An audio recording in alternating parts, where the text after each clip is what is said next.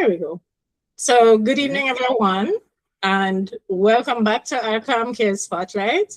I am Debbie Callender. I'm a physiotherapist, a certified dementia practitioner, and the founder of Caregivers and Communities.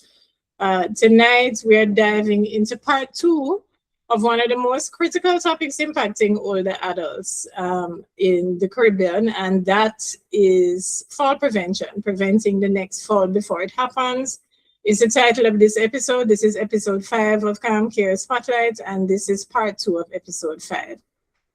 As we know all too well, no one single fall can change everything in an, I should say, as we know all too well, one single fall, not no one. One single fall can change everything in an instant, and it can lead to painful fractures, stressful hospital stays, a profound fear of walking, which we're very familiar with as physios, a sudden loss of independence, and of course, from all of this, an overwhelming family crisis. But the good news is that many falls are not random. They are not unpredictable accidents. They're entirely preventable once we understand the underlying risks and make practical changes. Joining me again is Dr. Melissa Walcott-Pusey, who is our clinical contributor for mobility and safe care. Dr. Melissa Walcott-Pusey is a doctor of physical therapy, a practicing physical therapist, and the owner of Total Therapy Limited in Barbados. Welcome back, Melissa. Thanks, Debbie. I'm so glad to be back, co-hosting with you again. Always a pleasure. Fall prevention dictates independence, confidence, family routines, caregiver workload, and that's a big one, and the overall direction of an older person's care. Proactive prevention is key because families so often wait until after a serious injury has already occurred to reach out for professional help. What we're aiming us to do here today, this evening, is to let you realize that you can do things before you actually have that fall. Tonight, our plan is unique because we covered a massive amount of material in our last live session. Yes, we did. You sure did. Including a big medical reason why people fall, our room-by-room home checklist, and transfer safety. We are going to spend the first part of this call going through a quick, of what we did then and the deep dive summary into the past information. We want to ensure everyone is fully caught up before we pick up fresh from page 10 with our new segment on walking aids. So let's jump right into the core of what we established in our last live session, right? One of our biggest takeaways was changing how we look at why falls happen. Melissa, when a fall occurs, families almost always look for that one single blame factor, don't they? Yes, absolutely. They will say, she just slipped, or he tripped, or she just got up too fast. But as clinicians, we know that most falls are not caused by only one isolated event. Usually several small risk factors come together at the exact same moment. Yeah. For example, the older adult may have slight muscle weakness in their legs. On a normal day, they manage fine. But if they suddenly add poor lighting, a loose mat, a hallway that's a chair that is too soft, a sudden urgency to get up to go to the bathroom, and their blood pressure may drop slightly when they stand up. Any one of these things or a combination of these can cause an issue. Right? Yeah, that is true. And when they stack up all at once, they really can create severe risk. And that is why we've introduced the phrase, a stack of small risks. If you look at fall prevention as a total system, your job isn't to find a single magical cure. It won't happen. Take it from us. Your job is to systematically unstack the small risks. If you remove the loose mats, if you improve the lighting in the corridor, if you raise the height of the favorite chair, if you look at if you look at all of those single little things, the overall risk drops dramatically, even if the underlying muscle weakness, which many older people have, still remains. Yes, that is so true. And we also summarize how specific medical diagnosis alter that stack of risk. For instance, we review how a person who has had a stroke might experience weakness or poor awareness on the side of the stroke. Someone living with Parkinson's disease might deal with freezing episodes, a shuffling gait, or immense difficulty when trying to turn around safely. Someone with severe arthritis might completely alter how they walk just to avoid putting weight through a painful knee or hip joint. Yep. And we spend a lot of time on dementia care. We spent in the last lab, because fall prevention with cognitive decline that's a whole different, the cognitive decline certainly gives another layer. In dementia, the person may no longer be able to judge risk well at all. And they forget that they need physical help. They can sometimes get up without calling out for the caregiver. They may try to walk, to the bathroom at night, or grab onto things like unstable furniture to walk instead of reaching for their walker. That is an incredibly important point for families who say, but I told her not to get up. If the person has dementia, a verbal instruction just won't hold. It won't hold at all. Yes. Fall prevention in dementia is less about lecturing and more about supervision, routines, cues, calm redirection, and environmental planning. Don't have anything there that they can hold on to, so they will only have the walker, stuff like that. We have to build safety directly into the daily routines so the environment protects them. Yes. So that brings us neatly into our second major summary block from our last session. So Melissa, you can go ahead. The fact that the fall tells a story, which we were speaking about, and that is so important. Mm-hmm. Yeah, we emphasize that families must completely move away from blame, guilt, and embarrassment. I mean, that's always our first thing. We need to move away from that. Caregivers often feel incredibly guilty, and the older adult feels deeply embarrassed, which unfortunately leads to people hiding their slips, trips, and near falls. You can't blame you don't about. So now I'm saying blame doesn't prevent the next fall. And that's something we need to remember as caregivers. No matter how frustrated we get, it really doesn't help, right? But useful questions do help. So instead of reacting, with fear and asking, why did you get it by yourself? And all of those questions that are not really going to lead us to a solution, they just sort of help us to vent some of our frustration. Yeah, it's true. We're teaching families to become investigators. We need to read the story of the fall. And how we do that is by asking highly specific questions. What was the person trying to do in the first place? Were they trying to go to the bathroom, for example? Were they reaching for something? Were they trying to answer the phone or the door? What time of day are these falls happening at? Is there a common trend there? And what were they wearing on their feet? Are they wearing good shoes? Are they wearing secure footwear? Or are they wearing slippers and stuff that can sometimes loose shoes that can contribute to the issue? Was the room dark or was the floor wet? Yes, because falls leave clear patterns. Some people only experience falls at night on their way to the bathroom, while others only stumble when getting up from a chair. Right? Your entire preventative plan could be based directly on that pattern. To make this highly practical, we recommend that every single family member keep a simple fall or near fall log in a standard notebook. You simply write down the date, the time, and the place, what happened, and what may have contributed to the fall or near fall. And I'm glad that you've mentioned near falls, Melissa, because families often ignore those until it's too late. If your loved one stumbles, loses balance, grabs onto walls, I'm sure this sounds familiar to anyone looking after an older person. If they're catching themselves on pieces of furniture, or if they have to physically be held up by the caregiver, I cannot tell you how many times I've been told that the person can walk, and what that really is not that the person can walk. It's that the caregivers practically are supporting and dragging the person, right? So, those things are a loud warning sign. We should never wait for a broken bone or a major crisis, before we start to take these warnings seriously. Now, let's briefly recap our practical room-by-room home safety check, which is the next thing that we did on our last live, because it forms the physical foundation of unstacking these risks. When I evaluate a home layout, I'm always going to start with the physical, right? The walking path, Can this person move seamlessly from the bed to the bathroom, or from their favorite armchair to the dining room, or to the bathroom again, without navigating an obstacle course? Yes. Typical Caribbean homes are often naturally filled with overlapping furniture arrangements, loose decorative mats, electrical extension cords, small stools, or potted plants situated directly in the primary pathways. I'm sure all of you are going, yeah, I could see that. I could see that.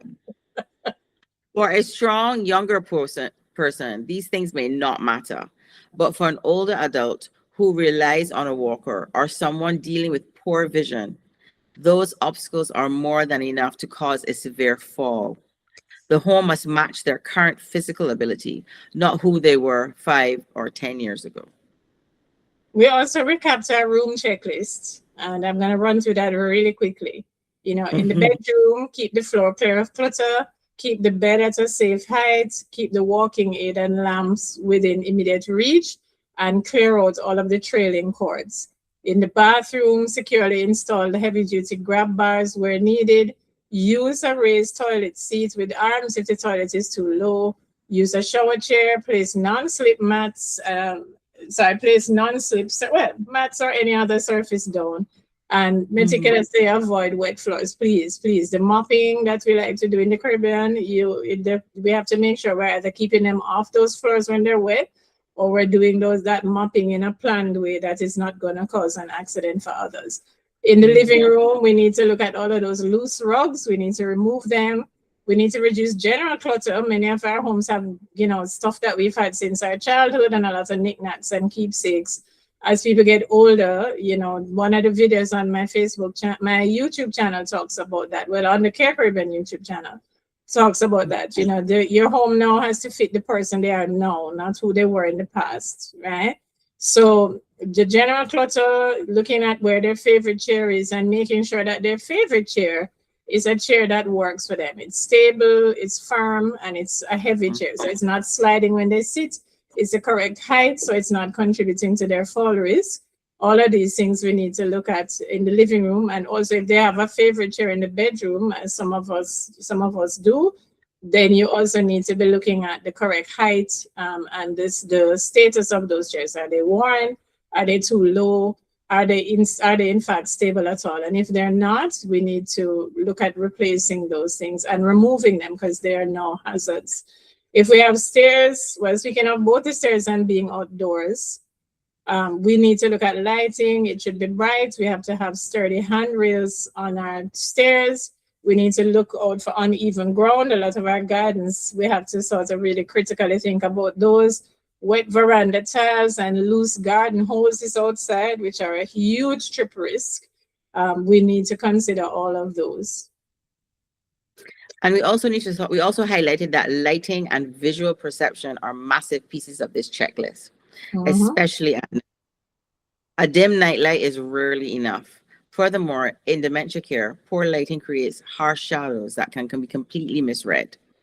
To an individual with dementia, a dark colored mat or a highly reflected, shiny, tiny tiled floor can look like a deep hole or a pool of water, causing them to step poorly or panic. Visual contrast matters too. Make things like the toilet seat stand out clearly.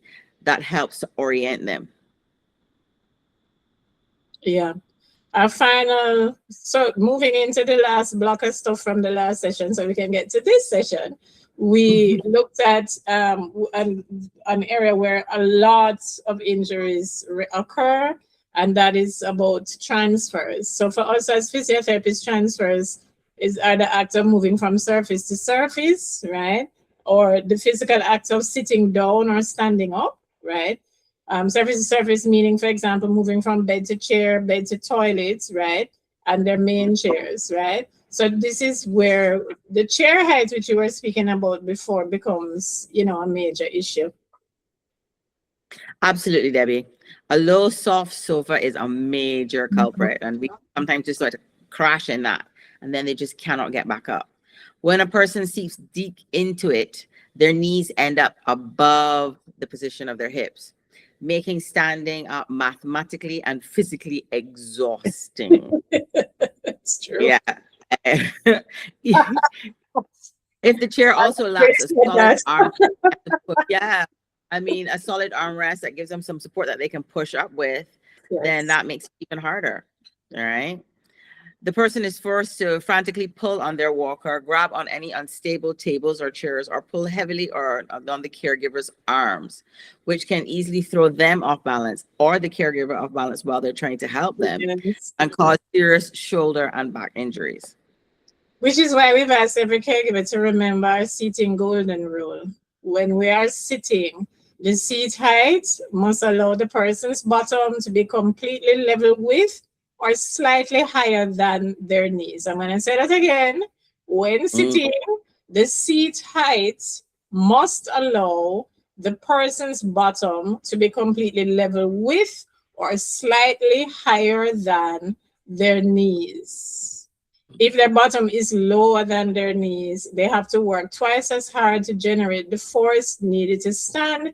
It places immense stress on their joints. Usually they have weak thighs and frail backs and arthritic joints. To make transfers safer, we reviewed a specific sit to stand sequence that families should always practice. Scoot forward towards the end of the chair, moving closer to the front edge of the chair without sliding off of it. All right. Feet positioning, you must make sure your feet are flat on the floor and tuck them down slightly back under the line of the knees. All right. Lean forward, think nose over toes, and push up firmly using the chair's armrest rather than yanking on the walker. Then pause once you stand. Pause for a moment to establish that you're fully balanced and ensure there's no sudden dizziness before taking the first step. Yeah. And when we're sitting down, we need to encourage them to back up until they feel the chair against the back of the legs. All of this stuff is stuff we learn as physios, so it's second nature for us.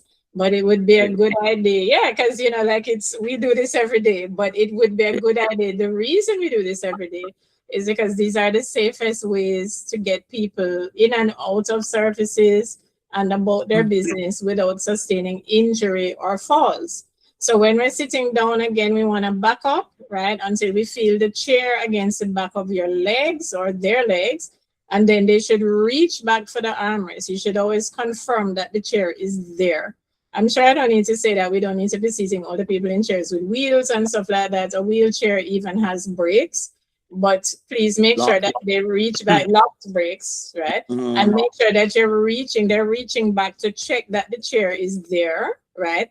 And also because reaching back and holding on to the armrest allows them to lower themselves slowly into the chair, because the arms, using their arms to sit also gives them a little bit more control over how fast they sit down. Plopping into chairs heavily is a clear warning sign of thigh weakness and poor balance control, right? And you should look for that. So if you have somebody who they just can't sit down without kind of dropping back into the chair, I won't talk about retropulsion again, because that's another thing, but you should know that that really is a sign of weakness and a sign that perhaps this person, it's time to seek some professional help to get them stronger so that they can kind of cope without costing everyone, including themselves, a very expensive hospitalization, because that also comes with emotional issues, which, we hopefully, I don't think we'll cover it in this live, but just know that it is difficult for an older person to be in hospital. The exact same rules apply to the bathroom toilet, right? So if the toilet is too low, it obviously creates the same problem in terms of high risk transfers. And of course, the bathroom is also a tight and often slippery space. It's lots of tiles and oftentimes moisture might be around. Installing a raised toilet seat, which we spoke about last time, with built-in arms, as opposed to the ones that don't have any, that can instantly eliminate a whole set of fall risk, a whole set of daily hazards, right? Now we're fully caught up on everything from our last session. Let's transition straight into the new material, and we're going to begin by talking about a thing that is dear to me and Melissa's heart. We've spoken about this in another episode. We're going to talk about walking aid. Walking aid. Yeah. A walking aid can be an incredible asset for maintaining independence, but it must be the exact right height and the exact right type for the person. Yes. A standard cane, a quad cane, a standard front-wheeled walker, a rolling walker, or a rollator with wheels and handbrakes all have different physical purposes. Completely. They are structurally not interchangeable. Yep, and this is a major issue in our region, Melissa. As you know, families often buy or borrow a random piece of equipment from a neighbor because it's available, or they purchase something blindly online because they feel like they need to get something. But the wrong aid can easily create brand new fall risk. So in addition to the problems you had before, you're often adding, new problems, new hazards, right? So it can be things like not being adjusted to the right height. Me and Melissa spend a lot of time when I come in to see older people. They already have a walker, and the walker is at a completely ridiculous height. It is individual to the person, yeah. It's individual to the person. So it is worth it. We said it when we're talking about technology, things that can help caregivers to save time and also effort and, decrease burnout. We spoke about walking aids in that episode as well. And it's well worth going to have a look at that episode because we talk a lot about the value of a physiotherapy consult. Just has to be often one visit, just to make sure that those walking aids are adjusted properly and so that they're not becoming, an additional type of fall risk, right? The walkers or the rollators can be too heavy if it's a frail senior, right? And if it moves too quickly, like some walkers have wheels, some do not, because it's not always appropriate. It can become too unstable depending on the person's specific gait if it has wheels. Furthermore, my other hat, a person with cognitive decline or poor judgments, they can easily get confused. They easily forget to use the walking aid, leave the walking aid behind, or worse, in the middle of the place so that they themselves can collide with it, right? Similarly, an individual recovering from a stroke who has one-sided weakness needs a highly specific type of assistive device, and they also need professional training in how to use those. Yeah. One of my greatest clinical concerns as a physical therapist is when I see people using walkers incorrect, especially in the home. A walker is strictly engineered to provide stable support while walking. It is absolutely not a grab rail. It is not meant to be pulled on with body weight to stand up from a low chair or a toilet bowl. If a person pulls hard on the crossbar of a walker to stand up, the walker can easily tip backwards, roll floors, or slide out from them underneath them. And that can lead to a severe fall. Exactly. And if a person is using a rollator with wheels and handbrakes, they need the cognitive ability and clarity and the physical hand strength to lock and unlock these brakes, right? Reliably every single time, right? That they stand up or they sit down. So if they cannot manage these brakes safely, obviously a wheeled rollator becomes a rolling hazard and that can roll right out from under them. Yeah. And we also need to address the issue of pride. Yes. Many older vehemently refuse to use a highly stable walker because they say it makes them look old. Opting instead to lean heavily on an unstable wooden cane that provides very little physical support. Yeah. As professionals, we completely understand that personal pride, but physical safety must take priority at all times. We can work to validate their feelings and make the device feel as normal as possible, but we still have to choose what is clinically safe for their balance. Yeah, so our key message, for this new segment is please, do not self-prescribe walking aids. I don't think that gets said enough. Please get it professionally assessed. It should be assessed by a physical therapist, to be clear. And we're not just saying that because we're physios. We're saying that because we're really the only ones who have the training to do the measurements and to adjust it appropriately, right? If your loved one already has an aid, do a quick maintenance check tonight. You know, is it adjusted to the right anatomical height and type? You know, does the person use it every single time when they get up? Do they know how to turn around safely with it without tripping over the frame itself, which I see very frequently? Are the rubber tips worn down or cracked?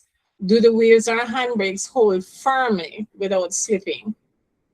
So look at all of these things. Go ahead. Go ahead. Remember, safety is a dynamic and changes during the day. A person may look completely safe and steady with a cane at 10 a.m. when they are fresh and steady, but by 2 a.m. or 2 p.m. when they are exhausted, they look ill or disoriented in that, or they look ill or disoriented in the dark. That cane becomes entirely insufficient. Caregivers need to know that a person looks like when they are fatigued. So it's not only when you're fresh and easy, but you know, when they're going for a nap, when they're getting up in the middle of the night, so they know exactly what physical supervision that they need to give to reduce falls. Yes, I do come across a lot of caregivers who do struggle with that. You know, the person, especially older people, they really don't have consistent energy throughout the day. We in dementia know a lot of us have, we expect fluctuating performance. And we also know that, you know, a lot of our dementias also have a thing called sundowning, where they become more agitated towards evening, you know, the theory suggests, through the changes in life. They are probably more tired at the end of the day. We live in hot countries, and also, you know, the general effort of being upright and, you know, trying to cope, right? Even if they've had a nap. So we should really realistically expect that their performance is not going to be the same. And we as the caregivers are the ones who have to bridge that gap. So do not assume, just as Melissa has said, that the same walking aid is appropriate at all times of day. And most caregivers kind of have an idea, you know, of how tired. I was speaking to a caregiver today, and she was telling me that she is a doctor, and she took her father to the dentist. And when he came home, she said he was so exhausted, she wondered if she should take him to the hospital. So, you know, we have to be aware that, you know, the energy demands, or the things that we think we can cope with, or even they might have been able to cope with, you know, that changes a lot with age, and it's very individual to person. So that's a really excellent point you've made, which is that, you know, the time of day, you know, and the person's ability might change with that. But beyond environmental adjustments and walking aids, we have to physically equip the older adults as well, right? So fall prevention is not only about removing hazards, we wish it was, but it's also about actively preserving and improving the person's physical ability to move safely. I'm sorry, guys, I'm a little bit tired. Melissa, why does structured strength and balance training matter so much in prevention? Well, because if the leg muscles are weak, the body simply cannot generate the rapid muscular force needed to step out and recover from a small loss of balance or a minor stumble. Right? When baseline balance is poor, a minor trip becomes a hard fall because you just can't recover from it.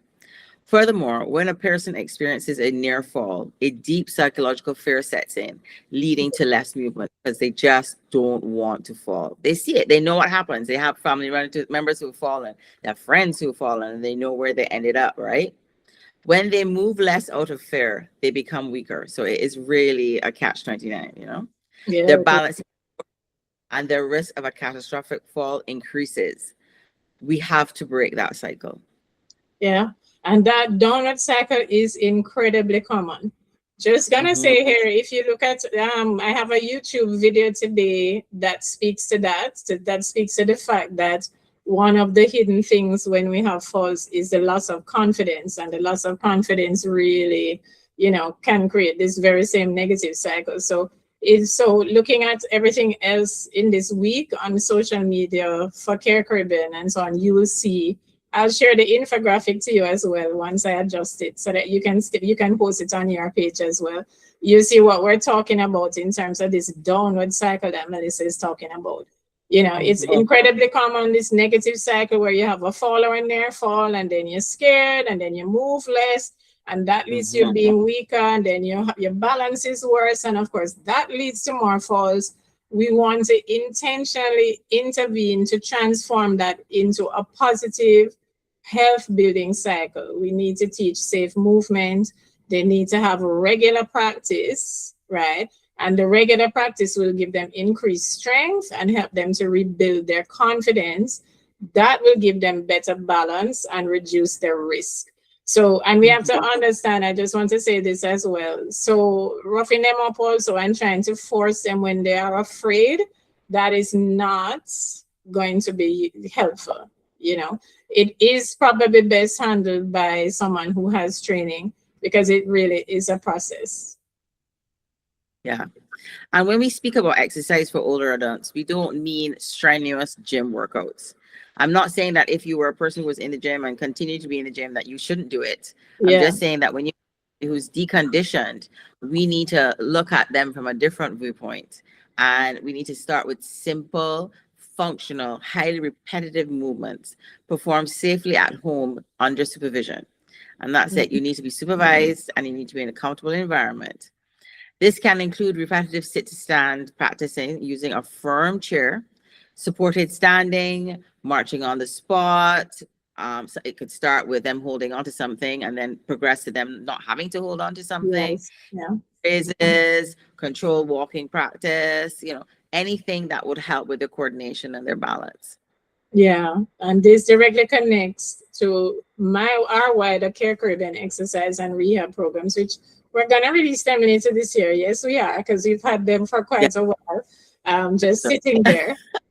Because we actually do have specialized fall prevention stuff, structured walking and programs like rehab to gym, and our chronic NCD management program. So we will deploy those. So it's because it ties directly into what we're talking about here. For older adults, for frail elders or individuals managing things like sugar, diabetes, or stroke or arthritis, physical movement has to be precisely calibrated. We cannot just tell someone to walk more blindly, or, if their balance is poor, their joint pain is uncontrolled, if their immediate environment is unsafe, it's not realistic or a good idea to just tell them, give them general directions like that. Yeah, that's very right, because exercise should match the individual's unique capacity. And that is the superpower of physios. It is. Yes, it is our superpower. We can match it directly to what you need. Yes. And we must be careful with the common fear-based manage. Don't move. If we stop all movement because we are afraid of falls, we cause rapid muscle wasting, severe weakness, and total dependence. All of us have had a flu, and the day before you had the flu, you're fine, you're running up a flight of stairs, lie down in bed for 2 days, and you start looking at the stairs differently, right? Imagine how that same thing happens in our older population. The goal is not zero movement. The goal is the right movement at the right level with the right supervision. Yeah, and caregivers can help tremendously by making movement predictable and calm, using clear, slow. Oops, sorry, looks like I'm not sure what happened there. Are you hearing me? Yes, I am. Okay, great. So caregivers really can help tremendously by making movement predictable and calm. Use clear, slow, and step-by-step verbal cueing, right? And take it one step at a time. So don't be like, okay, we're going to get up now. So put your feet back, lean forward. Don't do that. One step at a time, right? So put your feet back. And when they do that, then we say lean forward. When they do that, push up from the chair arms. And when they've done that, let's stand up tall. Give them a minute and then say, let's wait a bit, and then let them pause so that if they're feeling dizziness or anything else, you can assess that, or you can ask them, are you feeling okay? And then you can say, let's take a step, okay? Do not rush them. Do not shout unless they have hearing issues, but most older people don't. They might have processing issues. So, shouting isn't gonna make them process it faster. Sometimes it just takes them a while. They have to listen to what you're saying and process that and then act. So give them that space, try not to repeat the instructions, like, okay, stand up, stand up, stand up, stand up, give it a minute, count to 10. I use the 10-second rule. Count to 10 slowly in your head before you repeat what it is that you are talking about, right? Try also not to be too far away from them. So let's not be shouting instructions across the room, and as I've said already, just watch the complexity. Don't give five things at once. Give them one thing and then another, right? Use a calm voice. That's another thing that we all can do a lot of work on. Even if you are having a bit of an internal panic when you see the person doing certain things, try to bring the decibel level and also the tone down. Keep the voice calm. It's and if they are looking confused, you can also kind of demonstrate. If you can do a visual demonstration, you can show them yourself how to do it, and then say, okay, so now let's try it together, right? If we're able to cue them calmly, I have some patients that you have to say, they will run into furniture and stuff, and you have to sort of say, yes, okay, so move your walker to the left, right? That's a little bit different from, oh no, you're why? Watch it, careful, move your walker. That's a lot of energy that you're putting into your voice that their brain is interpreting, so even if we feel activated, we really want to try to have that calm voice. Calm cueing is highly effective, and it's a real invisible tool in fall prevention, because sometimes the pitch of your voice and so can make them feel agitated, And nervous. Yeah. Nervous is a better word for it. Yeah. We also need to talk about the underlying medical and personal triggers. Very often, a sudden fall or a series of uncharacteristic stumbles is the very first warning sign that something has changed medically within the body. Dizziness is a massive medical culprit. If your loved one consistently feels lightheaded or faint, the moment they transition from lying to standing or even lying to sitting, that immediate medical review. It may be related to orthostatic blood pressure drops, systemic dehydration, inner ear issues, or medication side effects. And I cannot stress medication side effects, or even two drugs that mix so well together can cause some serious issues. Yes, no, and or things like I think we're all familiar with, like when they change their blood pressure medications, and there's that adjustment period, and sometimes the GP. I'm not criticizing the doctors, but I don't know if it's that the GP doesn't say, hey, you've changed your medication, so for a few days you probably need to watch or whatever. Or it's just that we as caregivers, sometimes we're so tired. I have a lot of caregivers, like we're making the rounds from doctor to doctor, from pillar to post. So it might also just be that the caregiver just, all of these instructions, they cannot hear it. I make a point, it's why the Care Caribbean community has so many handouts, because if I tell you something, it's quite different from me giving you something that you can refer to again, At any time, because you're gonna forget, especially as a caregiver, you're gonna forget. You already have cognitive load, meaning you got a lot on your mind, so your memory might not be as great. So it's always good to have things in writing. We also need to talk about, chronic and acute pain is another major driver for falls. Unmanaged hip pain, knee pain and back pain, or arthritis can completely alter a person's normal walking pattern. And this, I think, doesn't get said enough. When someone is in severe pain, they naturally alter their gait, avoid putting proper weight through the painful leg, or frantically rush through a movement, right? And you guys can imagine, with the rushing to sit down especially, all of this really is going to compromise the person's balance and cause them to probably grasp onto unstable surfaces like furniture instead of using their walking aids correctly. Vision checks must be kept up to date, because if a person cannot see clearly, they cannot accurately judge.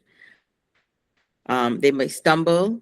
Their transition flooring is not good, so they're not sure the height differences. They can't see loose rugs, or they're not sure where they start and stop, so they don't use them properly, or they can't see obstacles in their pathway. Right? Your eyesight is very, very important. And if you notice sometimes you think to yourself, okay, well, I just had my glasses changed last year, but our eyesight can change due to different things. You know, It can. diabetes could be pushing us off a bit, pushing you off a bit. It could be so many things. It does has your allergies acting up. You may need to take something for that. So, you know, it's always good to just check. Are you seeing okay? Do you need something? And as Deborah just, it's how you bring across the point, right? If you show it to somebody, why you not seeing that versus, did you quite see that? You know, is something going on with your eyes, or you're a little blurry today? You get totally different responses. Different response, yes. Good point, Melissa. Right? Footwear matters as well, right? Allowing older adults to walk around the house in loose, backless slippers, worn out, smooth soles, or completely barefoot on highly polished, slippery tile floors significantly increases their risk of slipping and falling. Also, a lot of the older adults will sleep in socks. So you get out of your bed in a pair of socks and walk on the socks. Yeah, in the socks, and they're not the socks that have the grip either. You know, just whatever socks you have in the house. The socks, yeah, really dangerous. It is, and we need to look at comprehensive medication reviews with our physicians and our pharmacists. We don't use our pharmacists enough in Jamaica, and we really should. No, no, seriously, especially if you have this ticker tape kind of prescription where, you know, the page is filled from top to bottom with drugs. You know, it is a good idea to have a medication review. I have had patients where their medications are being carried over. So the GP is writing medications that have been carried over from the GP they inherited the person from, in addition to new medications. Our GPs are excellent. I'm not trying to beat them, but I am saying pharmacy, especially in Jamaica, there's a law that supports that. You can discuss with your pharmacist about substitutions, and you can also, the pharmacist is empowered to discuss with the doctor if they have concerns about the medication combos. And our doctors are excellent, but everybody sometimes, you know, this is where a lot of us in public health, especially, we work in partnership or with oversight, so that other people also see the dockets, also see the prescriptions, and so on. Everyone is human, so it is good to utilize our pharmacists in addition to our GPs or whichever especially if we're seeing a GP and a specialist doctor, and we did not take our prescriptions with us when we went to the specialist doctor, so he's aware of what they're already going on with, right? So those, you know, some of our, you know, we should look at that as like a non-negotiable step. We do need to do our medication reviews, okay? Some common prescriptions you may not know can cause side effects, like extreme drowsiness, for example, dizziness. They can cause cognitive confusion and sudden bathroom urgency. Specifically with dementias, I can say, a class of drug called benzodiazepines really confuse them. And benzodiazepines, you know, they're a very common class. You can feel free to look it up. They're a very, very common class of medication. And they can really, really increase the risk of falls and death in people with cognitive impairment. So it really is good for us to be aware and to also understand. I mean, don't badger the GP into oblivion about the side effects. Obviously, not every side effect that's written on the piece of paper that comes with the medication is going to happen. But if you're seeing new stuff, or you know, you do need to look at this, what the side effects are, and things like urgency, as I've said, and sleepiness, especially in older people, or confusion, or dizziness, which is a side effect of a lot of them. We do need to, you know, we do need to be aware of that, you know. And families, you need to, you know, you must never stop or alter prescription, which I think you know, right? But on your own, right? But if you notice, you know, an increase in unsteadiness or confusion after a drug change, my tongue, request an official medical review. You know, ask the doctor and bring those things to the doctor's attention. Don't be like, oh, you know, well, we'll just wait until the next time. By the next time, they might have had a fall, you know, and it will be a completely different situation. So it is really important to, you know, look at the medication, discuss that with the pharmacist when you're filling it, and be aware of those side effects. You can ask them, you can express your concerns. You want to be careful that you're not using medications that cause or worsen their potential to have falls. Your pharmacist is willing to hear that. And as I said, certainly, is it so in Barbados as well, Mel? Certainly in Jamaica. Yeah, it is. It really is. And I mean, like, one thing I always tell people is to try and use one particular pharmacy. Because if you're filling your prescriptions from your cardiologist at one place and your regular GP prescriptions at another, you might not be aware that there's some sort of, cross interaction. Yes. That is important. One place. Pharmacist, sometimes the pharmacist picks up things, or they may know that you're allergic to something and be like, call the doctor, and be able to call the doctor and say, remember, she's allergic to sulfur, maybe we shouldn't be using X, Y, and Z. Yeah. So, definitely. Yeah. So let's move this conversation along, and let's talk about some continence management and toilet urgencies, which is one of the most frequent triggers for catastrophic nighttime falls. Oh, yes. Yeah, when an older adult wakes up at 2 a.m. with an intense, overwhelming urge to urinate, panic sets in, and their fall risk spikes dramatically because nobody wants to wet the bed. To manage practically, families must put a proactive nighttime care plan into place, right? So you have to either implement a strict regular toileting routine right before they go to bed, right? So you're making sure they're going to bed with an empty bladder. Utilize high quality, high absorbent continent products that give you an overnight protection. So you know that there's no leaking, no anything. So they feel safe. If they don't quite get up, they're not going to have a problem. Position a safe, stable bedside commode right next to the bed to completely eliminate the need for long nighttime walks down dark corridors. Yes. Right? And I discussed this before, but sometimes people they don't want to use it because it will smell. Just a little disinfectant and some water in there, and you are good to go, right? Ensure the path to the bathroom is brightly lit and completely free of obstacles. You want a clear, straight path to wherever they're going. Yeah. This requires specialized, as I'm sure you can hear, this requires specialized problem solving. If you love a person, especially if your loved one has dementia, right? A person with advanced dementia is often not able to respond well to a caregiver arguing with them or telling them to just use a diaper, okay? A lot of us have, including me, deep-seated, lifelong habits of waking up and physically going to the bathroom, right? And that can remain completely intact, in someone who is, it's almost at reflex level. Those things can remain. Because you're doing it for so long. Exactly. So we need to bear that in mind. If they feel the physical urge, oftentimes they will still try to climb out of bed anyway, meaning that we have to plan creatively around the behavior rather than argue with it. Yeah, exactly. As caregivers, we must learn to stop asking out of frustration, why don't they just stay in bed? Instead, we must pause and ask the diagnostic question. What specific human needs are they trying to meet right now? Are they trying to go to the bathroom? Are they experiencing unmanaged physical pain? Are they thirsty for water? Are they feeling restless, looking for a familiar face, or simply disoriented or frightened by the room? Fall prevention is a continuous and problem-solving thing. It's not static, it's very, very dynamic. Yeah. Now, let's talk about what we do immediately after a fall occurs, because despite our best preventative efforts, falls can still happen, right? So let's walk through the protocol caregivers should execute immediately following a fall, okay?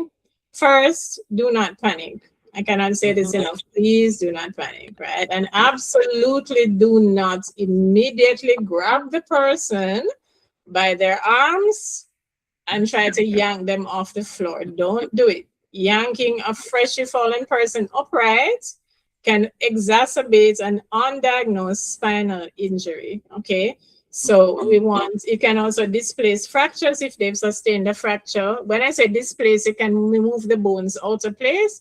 It can cause severe pain if they do have an injury, and it can cause both of you, worst of all, to fall back down onto the floor together if the person is not able to support themselves. Yeah, the very first thing a caregiver must do is take a deep breath, remain calm, and instruct the person to stay completely still. Yeah. Kneel down to their level and systematically check the person if the person is hurt. Ask them clearly and perform a thorough visual check. But you need to be down at the level with them in order to do this, right?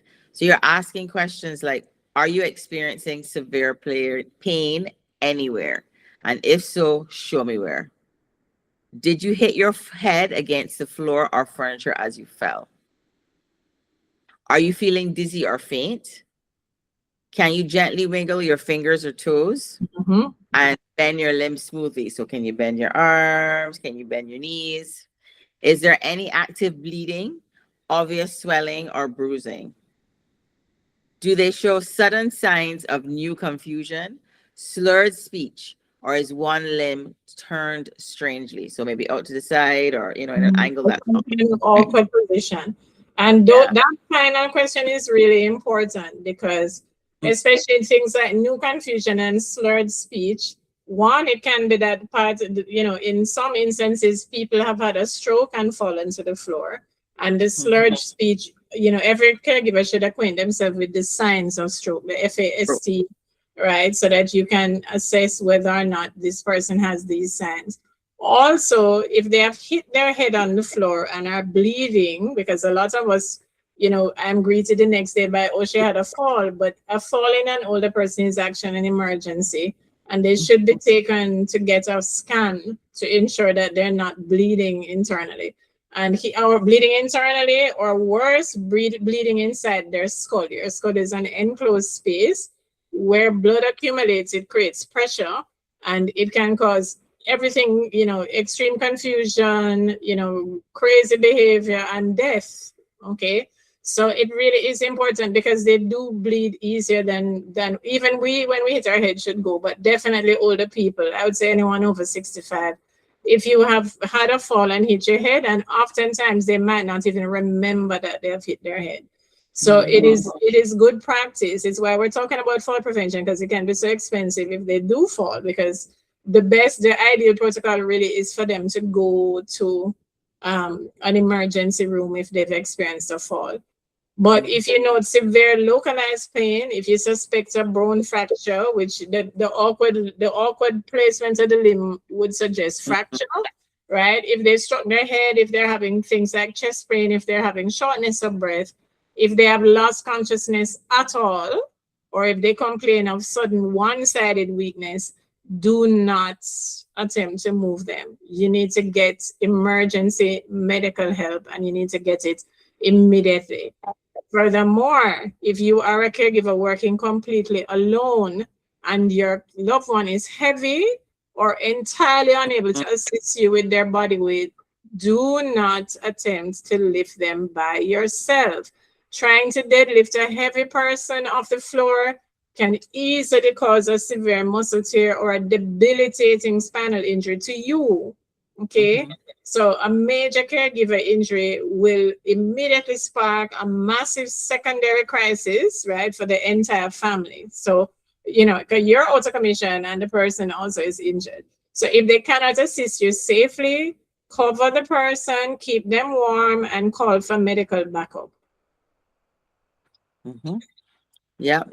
If they are completely uninjured, alert, and fully capable of standing up, do not rush them. Talk them through the process slowly and carefully. Have them roll onto their side, transition up onto their hands and knees, crawl slowly to a heavy, stable chair, place their hands firmly onto the seat, and slowly, cannot repeat this again, slowly push themselves up to a high kneeling position before bringing their strongest leg in front of them to stand. And we're doing all of this very, very slowly. Very slowly. You guys have gotten like so much, because this is how we would get someone up as a physiotherapist. So that is well worth remembering, right? When you're trying to get somebody up off of the floor. Once your immediate situation is safely resolved, right, document every single detail. Okay, I'm gonna put a logbook in the community for falls so that you have something, a structured thing that you can use. Now that we're concluding the lab, because we've had part 1 and part 2, I'm gonna create a logbook, me and Melissa, and once we're satisfied with it, which will not, it's not gonna take years, people. We'll put it up like within a week or 2. We'll get it in the community so that you have a structured way to make notes, you know, about a fall when it happens. And you want to make these notes while the fall is fresh in your mind, right? So don't be like, oh, I'll do it tomorrow. Do it when the fall happens, right? Things like the date, the time, what location it was, exactly what was happening, what were they trying to achieve, what were you trying to achieve, you know, potential contributors from the environment. Was there something that they tripped over? Was there something that was out of place? You know, and we also want to make a note of if there were any injuries that were sustained and any changes that you have made to the home layout after the fall. And please directly report this event to the primary care physician or physiotherapist. Many older adults actively hide falls and stumbles from their families because they're deeply embarrassed or terrified that they will lose their independence. But reporting a near miss or minor fall is how healthcare professionals intervene to adjust medications, prescribe therapy, and prevent a major fracture. A fall is never a moral failure. It is an warning sign and a planning opportunity. Yeah. So and that's really important to remember, because I mean, one of the things that's gonna save every caregiver a lot of stress is just planning. So instead of doing like the reaction to the fire and, you know, tearing what you hear and going, oh my gosh, you know, I can't believe this is happening. So what you're getting whenever there are incidents of any kind, you're getting information. And that information, if you look at it in the right light, can help you to plan better going forward. Right. So not about judging yourself or, you know, kind of going into hysterics. I know as a caregiver, it can really feel like it's one thing after the other all the time. I absolutely get it. But we want to learn from, and we want to see that opportunity, even if it feels really disastrous. So now is not the time to kind of get down on yourself and be like, well, I'm an awful caregiver. No, you're not. You're not. You absolutely are not. Stuff happens to everyone, right? But what we want to do is to learn from it. So, you know, if it happens once, we learn from it so that we try our best for it to not happen again. Okay, it's 7:28. We're going to run just a little bit over time because we're wrapping up now.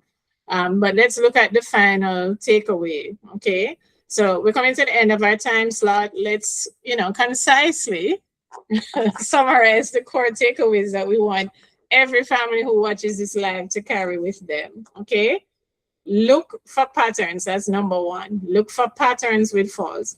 Falls are often a stack of overlapping risks. Okay, so look for patterns as opposed to single scapegoats in any situation. 2, take near falls seriously. Near falls, right, they are critical warnings and we need to look at them as such. Do not wait for a fracture, for them to fall and break something. 3, audit your environment, okay? There's already handouts in the community for that. Clear walking paths, maximize your night lighting, use color contrast. We talked about this in part 1. Do not, you know, secure the bathroom. You know, if you don't change any other room in the house, you know, a lot of falls, most falls statistically everywhere in the world do happen in the bathroom. So we want to make sure that our bathroom is up to scratch, right? The next point we need to remember is that seating height matters. Yes, it does. Soft, low chairs that might look cute in your living room, they greatly increase transfer risk. Ensure that your seats are at knee height or higher. Nobody's bottom below their knees, as we said. We also need to evaluate equipment. Please use properly assessed, custom fitted walking aids and maintain them. So don't get them and just use them into oblivion. We do need to check that they're not getting worn, screws are not becoming loose and so on. As physiotherapists, you will see a physiotherapist check it automatically because it's just a part of us. We know that this is really important. We want to encourage safe movement as well. Okay. Whether or not you're working with a physio, please, although, we want to do things through safe, functional in older people exercise, right? So we can build strength, we can build balance and body confidence, but we want to do it safely and with functional. Functional exercise works best with older people, right? Look at your medical triggers is the next thing. We need to manage things like dizziness, obviously, unaddressed pain, right? Vision, medication side effects, and we need to look at nighttime continence needs, right? A lot of my dementias, I will say, they are to be carried to the bathroom regularly throughout the day because they might not be aware of the urgency either. So you carry them to the bathroom. If they sit and do nothing, what have you lost? But as Melissa says, they'll have emptied their bladder by nightfall, and then you give them, that last journey to the bathroom before they go to bed, so that they hopefully are not springing up to rush to the bathroom, right? And we also need to map our behaviors in dementia, right? So as I said, using calm, single steps. I don't think this is just dementia. Okay. I think with older people generally, because I don't just work with dementia, I work with older people. And I think older people, we have got to slow down with them. Sometimes we are rushing and we need to manage that in ourselves. But, using single steps, having structured routines, and looking at the environmental design instead of trying, arguing with them and basically frustrating them and yourself. And yourself, yeah. Right. Yeah. Probably best that, we look at the ways in which we can bridge, between the environments and our department as caregivers in terms of helping them, to feel safe and calm in their environments. Yeah. Right. And our final guiding golden rule. Oh, yes. After a call occurs, stop simply asking, are they okay? Start aggressively asking, what specific change can we make to our home, routine, or care plan today to ensure this never happens again? That is the absolute heart of this message. Preventing the next fall before it happens. That's the title of this episode. Melissa, thank you so much for co-hosting tonight's session. Melissa you guys are gonna see a lot more of Melissa. She's busy doing a lot of things, and you're also gonna hear Melissa has an app that she's designed and all sort of stuff. So you're gonna hear a lot more from Melissa within and without the community, in and outside of the community. But I really have to thank you, for doing this with me. And you'll see her on other lives. I'm going to drag her on at every opportunity. I want to thank you also for your ongoing leadership, right, as a clinical contributor for mobility and safe care. Your clinical insights are a major asset to our community. And you guys, as I said, you'll also see the handouts in community, starting with the fall prevention one that comes out of this live. It's my absolute pleasure, Debbie. I truly hope that our caregiving families across the Caribbean leave tonight feeling deeply encouraged and empowered. Fall prevention does not have to be an overwhelming or expensive challenge. Start small. Examine the daily patterns and routines. Implement the 3 basic home changes and keep your loved ones moving safely. To everybody who's tuning in tonight, hi, Michelle. Didn't get to acknowledge you earlier because we have so much to get through. But thank you for coming. And thank you for your time, your dedication, and your heart for caregiving. If you're supporting an older adult, an individual recovering from a stroke, or a loved one living with dementia, frailty, or reduced mobility, please join our Care Caribbean community platform. Inside the community, we regularly upload practical educational handouts, caregiver resources, and host live discussions, most of which are free. Okay, not all, but most of them are free. Furthermore, our live online caregiver support group meets inside this community platform on the first Thursday of every month. So, and our Calm Care Spotlight will continue monthly. So please log into the community, check our calendar for upcoming events, and access the resources that we're talking about. With that said, guys, I want to give an opportunity, Michelle, for you to ask any questions that you have. And then, we'll wrap it up for the night. So do you have any questions that you want to ask us, Michelle?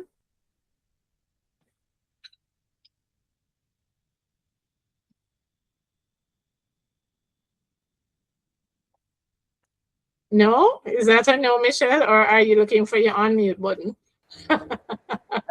Looking for my unmute button. We can hear you now, so you found it. Now, okay. No questions at this time. Thank you very much. It's been extremely informative, both the last session and this one. So thanks a bunch. It's our pleasure. As I said, we're at the start of a lot of things in the Caribbean, for sure. And this is stuff that I know I speak for Melissa as well. A lot of this we have wanted to say just for a while, and for it to reach people who badly need this advice as well.